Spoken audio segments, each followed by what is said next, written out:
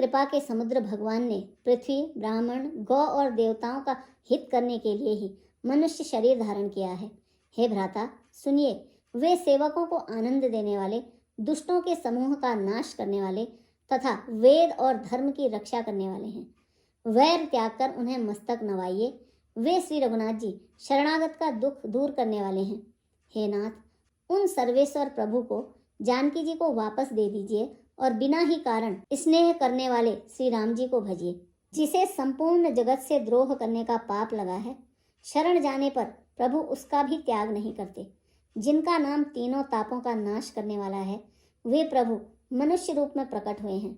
विभीषण ने कहा, हे दशशीष, मैं बार बार आपके चरणों लगता हूँ और विनती करता हूँ कि मान, मोह और मद को त्याग कर आप कौशलपति श्री राम जी का भजन कीजिए।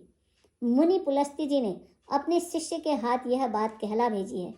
हे तात, सुंदर अवसर पाकर मैंने तुरंत ही वह बात आपसे कह दी।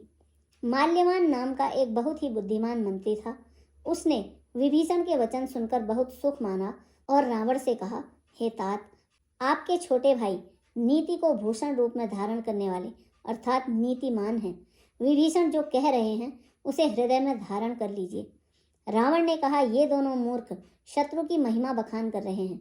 यहाँ कोई है, इन्हें दूर करो। तब माल्यवान तो घर लौट गए और विभीषण जी हाथ जोड़कर फिर से रावण से विनती करने लगे, हे नाथ, पुराण और वेद ऐसा कहते हैं कि सुबुद्धि और कुबुद्धि सबके हृदय में रहती है। जहाँ सुबुद्धि है वहाँ नाना प्रकार की संपदाएं रहती हैं और जहाँ कुबुद्धि है वहाँ परिणाम में विपत्ति ही रहती है। आपके हृदय में उल्टी बुद्धि आ बसी है। इसी से आप हित को अहित और शत्रु को मित्र मान रहे हैं। जो राक्षस कुल के लिए कालरात्रि हैं, उन सीता जी पर आपकी बड़ी प्रीति है। हे तात, मैं चरण पकड़कर आपसे भीख मांगता हूँ और विनती करता हूँ कि आप मेरा दुलार रखिए, अर्थात मुझ बालक के आग्रह को स्नेहपूर्वक स्वीकार कीजिए।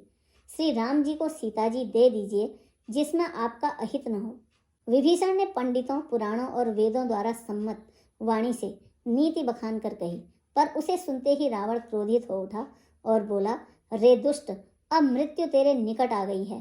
अरे मूर्ख, तू जीता तो है, सदा मेरा जिलाया हुआ अर्थात मेरे ही अन्न से पल रहा है, पर रे मूढ़, पक्ष तुझे शत्रु का ही अच्छा लगता है। अरे दुष्ट, बताना, जगत में ऐसा कौन है जिसे मैंने अपनी भुजाओं के बल से न जीता हो।